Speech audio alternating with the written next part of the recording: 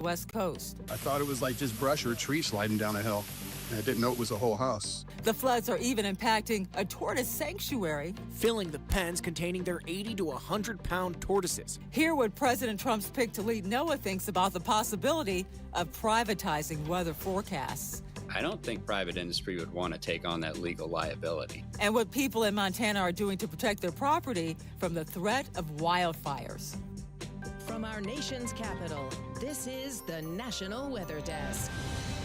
Good morning and welcome to the National Weather Desk. I'm Angela Brown. More than 100 million Americans will be under a winter weather advisory within the next 24 hours, and most of them live in the eastern half of the country. A storm is taking shape in the Midwest. It will develop over northern Missouri today before heading east. It is not expected to bring large amounts of snow, but instead freezing rain and also ice. Cities from Chicago and Cleveland to Washington, Baltimore, and Philadelphia could all face icy conditions later tonight and into tomorrow morning. The ice warnings are posted for portions of Appalachian Mountains as well. There's also a threat of another storm bringing snow and mixed precipitation to the same region over the weekend. Now, we're going to keep a close eye on all of that for you today. Meantime, the second of 3 atmospheric rivers is slamming the West Coast. Today is expected to bring more winter weather to Portland, Oregon. The city spent Tuesday getting ready for the possibility of icy and snow-covered roads.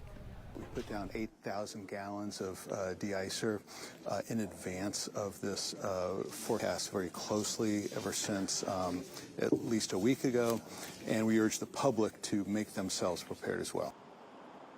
And Portland could see up to 1.5 inches of snow today.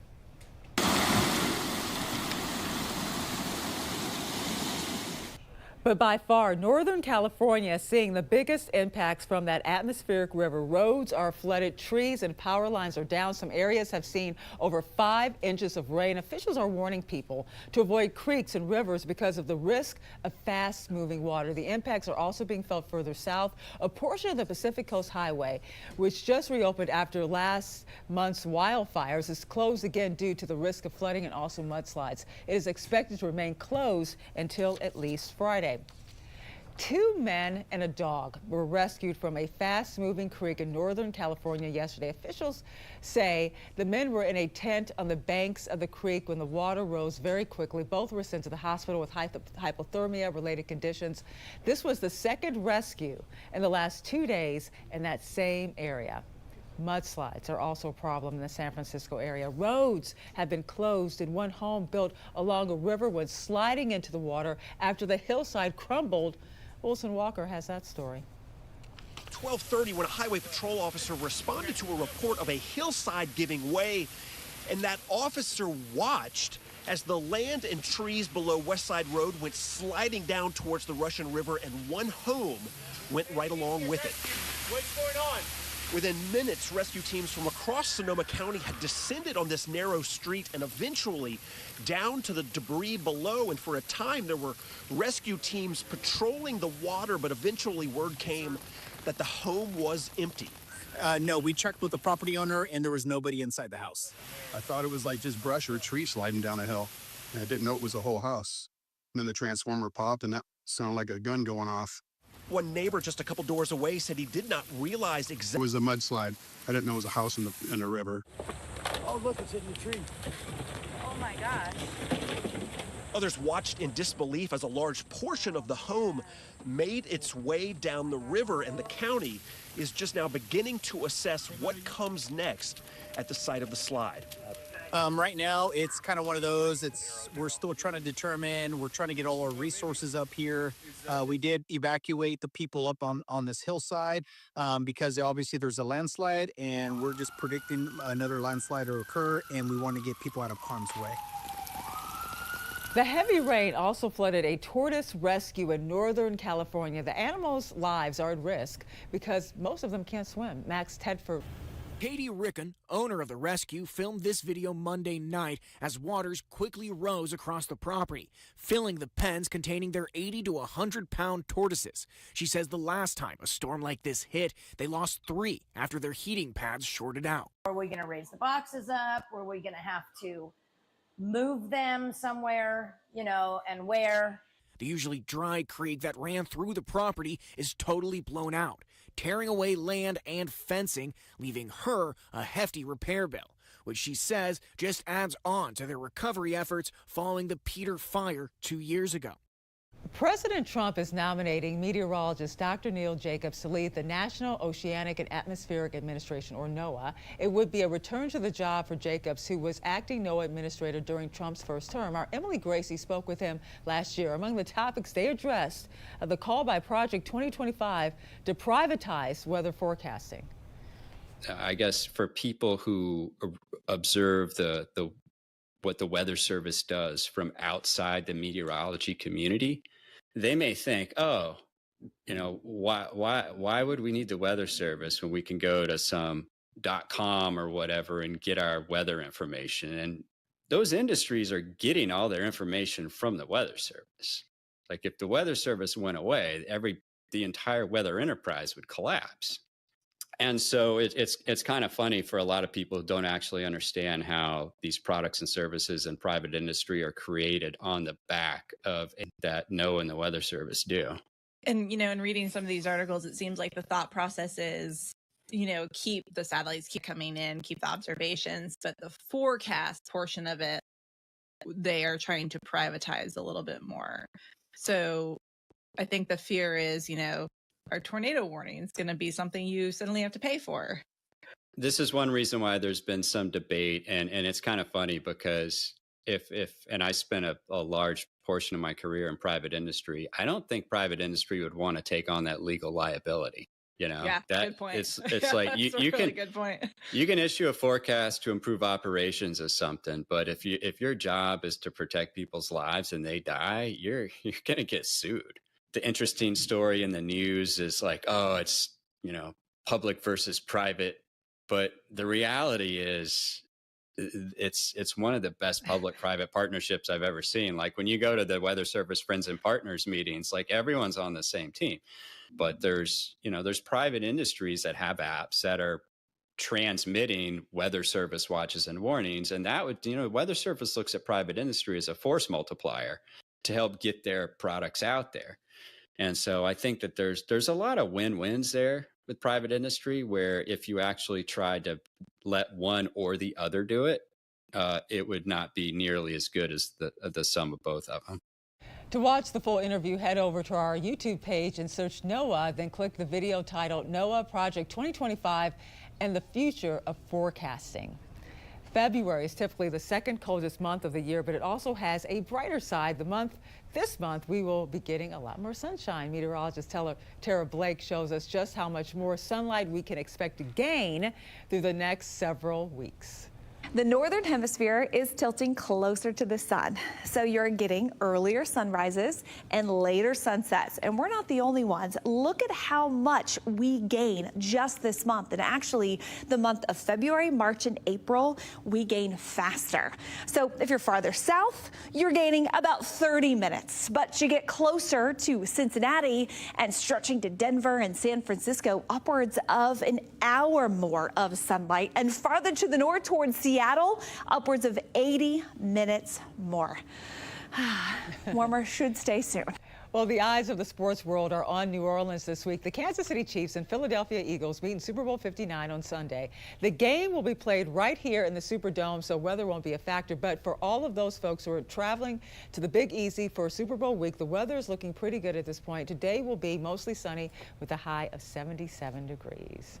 And coming up on the National Weather Desk, it's been a particularly cold winter in western New York.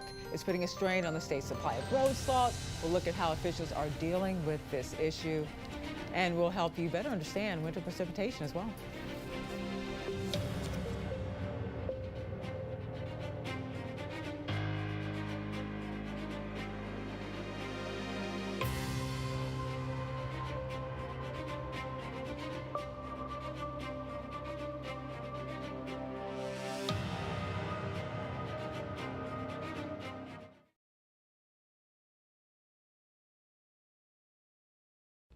I'm meteorologist Charlie Lopresti with a look at the Northeast. It's an active looking weather pattern in the Northeast in the coming days. Today's a cold day.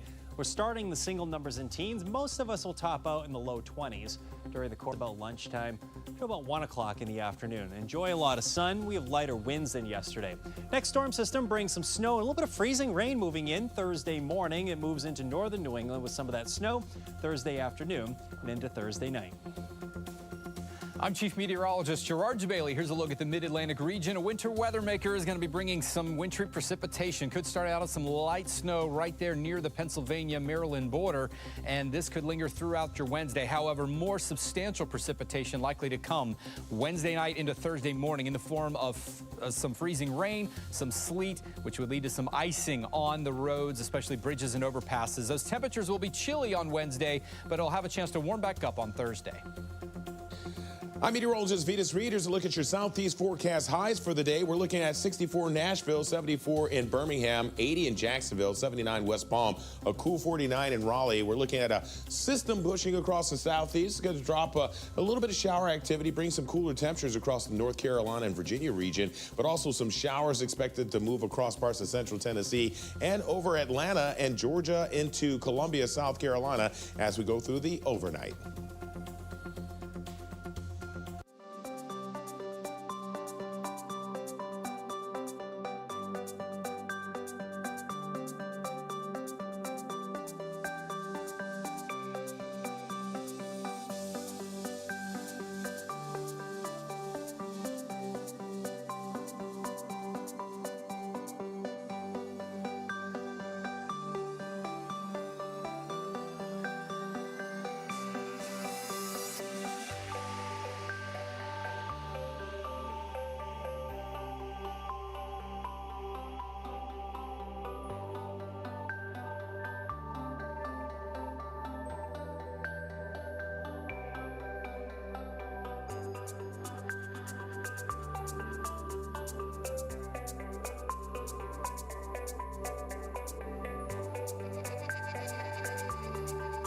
You are watching the National Weather Desk. Well, it's been a really cold winter in western New York, and that's putting a strain on the supply of salt used to keep roads ice-free. Natalie Calzatoni has details from just south of Rochester. Contractors throughout the state dealing with rock salt shortages in the peak of the winter season. Tony Zucco is a local contractor and says the struggle has been ongoing for nearly 5 weeks. I mean, we rely on salt in this region. As they're talking about, we're getting rain now. It's going to snow tonight. It's going to freeze tomorrow. There is no other way to handle that other than with salt. I mean, you have to have it. So you source it, from every location that you can, and you pay the extra money as needed, and you just got to use it, sparingly. American Rock Salt releasing a statement Monday saying the company has taken additional measures to increase supply. That includes opening reserve stockpiles, purchase of new underground equipment to mine additional salt, and construction of more access points to the underground conveyor and bin system to help transport more salt to its processing equipment. Zucco says local contractors are doing their jobs to the best of their ability. You've got to play the game. You've got to, make the phone calls and pay the extra money and make sure that it's sitting there. You have no other choice. You have contracts, and you have to make sure that, your contracts, the foot traffic is safe. Forecasting winter weather is not an exact science. For many meteorologists, winter weather forecasts are some of their biggest headaches. Meteorologist Garrett Hyde takes a closer look at what makes them so difficult. A slight change in the temperatures can completely change a precipitation type. And there's all kinds of factors that usually go into play, but one of the greatest at play here is actually the temperature and humidity profile throughout the entirety of the atmosphere. And generally, when we're talking about at least the lowest 5,000 feet or so, if those temperatures are above about 37 degrees, we're more likely than not mainly just get rain. Whereas if most of the atmosphere is below freezing, we'll likely see snow. But if that snow runs into a warm layer above freezing, all of that snow will, of course, melt back into rain. And, of course, depending on that warm layer, how deep it is, and the actual temperature it gets to, we can see a wide array of see a lot of that snow partially melt, creating a wide array of a little bit of everything in terms of precipitation types. What becomes important is the presence of a freezing layer at the surface. If it's shallow, generally say less than 2,000 feet, there usually won't be enough time to completely refreeze that rain, creating what's called supercooled water droplets pellets, which becomes freezing rain when it comes into contact with really anything cold. But if we expand that freezing layer to more than 2,000 feet tall, that will give the supercooled rain more time to completely refreeze, forming smaller, clear ice pellets, which we usually call sleet. And to actually forecast these types of events, there are tons of methods, techniques, and models all at a forecaster's disposal, but each have their own rules and phase events in the forecast. It's something that researchers and operational meteorologists continue to explore as we continue to work more and find more accurate ways to predict these types of events in the future. Well, in light of recent wildfires in California, emergency management personnel in Montana are working to help residents protect their homes. Brianna Carroll has that story. Gallatin County has a higher risk of wildfire than 84% of counties in the U.S., according to data from the USDA Forest Service. The areas most susceptible to fire include Big Sky, Bridger, and West Yellowstone. The majority of the homes that burn in these large fires, just like we saw in Los Angeles, burn from the embers landing on the buildings themselves or in the vegetation directly around the building, and then the houses catch on fire as those embers get going. That's why the Gallatin County Emergency Management Team is offering free home risk assessments as well as grants for fire mitigation measures, which could include reducing fuel load on undeveloped land, managing vegetation, and home hardening work, like putting in non-combustible roofing and covering vents to reduce the likelihood of embers catching fire. Officials encourage neighborhood groups and homeowners associations to work together in order to maximize risk mitigation and reduce the likelihood of house-to-house ignition. It's a team game where really you need a community to do the work to really make the biggest impact and reduce the impact to the overall community. Now is the time to start taking steps to protect your home as they become busy with fire mitigation work as soon as the snow melts. Meteorologist Andrew Buck-Michael from our station in Columbus, Ohio, answers viewer questions on social media. It's a segment he calls the Weather Bucket. Let's take a look at the questions he is answering today.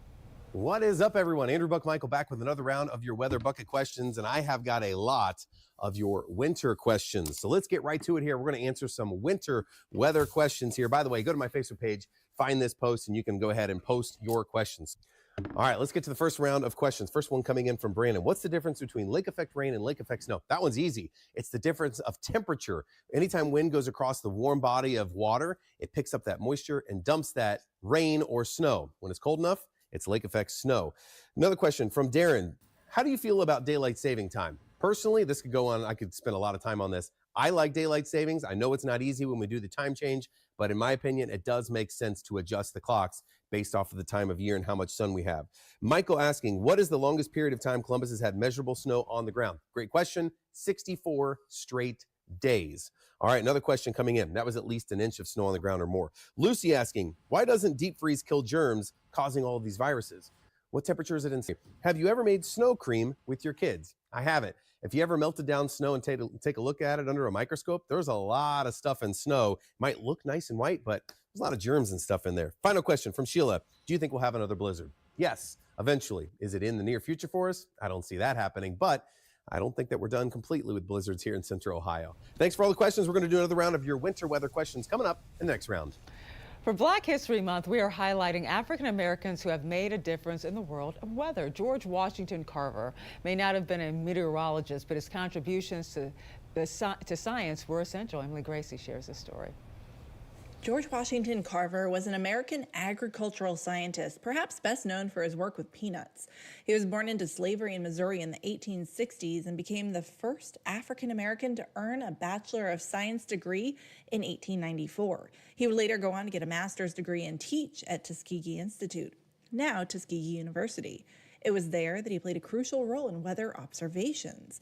Carver's passion for agriculture fueled an interest in the weather and the impacts it would have on crops. He started taking daily weather observations in 1899 and sent monthly reports to the government. Take a look at this report from 1900, where he notes heavy thunder and sharp lightning the night of February 9th. He continued taking records for more than 30 years as part of a cooperative volunteer weather observer program, which is still in existence today. For the National Weather Desk, I'm meteorologist Emily Gracie. And as we head to break, we take in views of Kanawha Falls in West Virginia.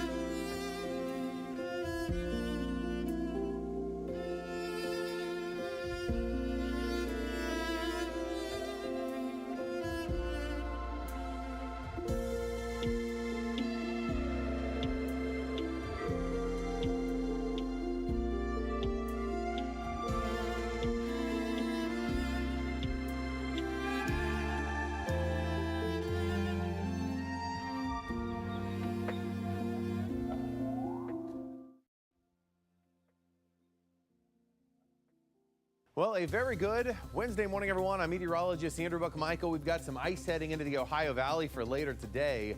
Let's dive into the forecast here. Snow across the northern plains, but rain and ice across the southern part of the Midwest for the day today. Jumping into the day tomorrow, that kicks out to the east. A little bit of lake effect snow in the northern Great Lakes and some rain in the Ohio Valley moving out. And then looking chilly heading into Friday. Well, a good Wednesday morning to you. I'm meteorologist Chris Suchan. Look at our forecast across the region. Start off with clouds and a few areas, a little bit of fog, mild, humid temperatures, although a little cooler up in Oklahoma City in the 30s. The afternoon, we'll get some sunshine, although mostly cloudy in Little Rock, 63. Otherwise, 70s and low 80s and humid, maybe a sprinkle or shower near the Louisiana coast. And morning clouds and some afternoon sun. And temperatures, by and large, running a little warmer than normal for most. Well, hi there, everybody, and a good Wednesday morning to you. I'm meteorologist Shannon O'Donnell. Look at all the warmth here in the deserts of the Southwest. A perfect 70 today out of Albuquerque, whereas the rain is finally wrapping up in San Francisco and heading up into the Pacific Northwest instead. That next weather maker, big deep area of low pressure, finally on the move, focusing most of its precipitation, a big wintry mix, on the Willamette Valley and into Oregon. And that's the scene from here.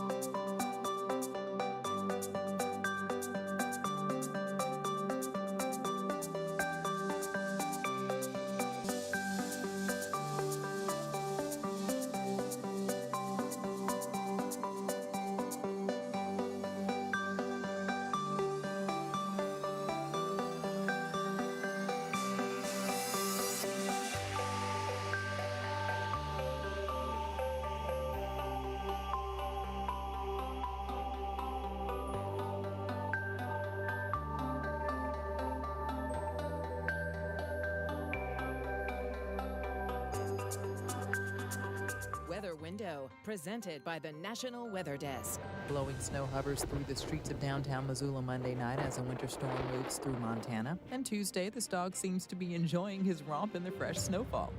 But in Alabama, no blankets of snow where this fog bow bloomed. Fog bows form like their rainbow cousins with sun and water droplets. But fog bows turn out white because the water droplets are so tiny. For more content like this, follow the National Weather Desk on Instagram. When you think of allergies, maybe spring and blooming flowers, summer and grass, or fall and ragweed come to mind. But did you know that people also suffer from allergies during the winter? Theron Zahn explains. During the wintertime, when the trees are bare and you don't see much in the way of fresh grasses, you might be wondering, why am I still getting allergies? Well, there are some substances out there in the world that can actually give you allergies even in the wintertime. Some of the most common ones are dust, mold, pet dander if you have an animal, especially if you live inside an apartment building, and dust mites, of course. And one thing you might not think about, living in a city maybe, cockroach droppings can also cause you to have an allergic reaction. Looking for more weather news and video? Just check us out on social media. Search the National Weather Desk. We'll be right back.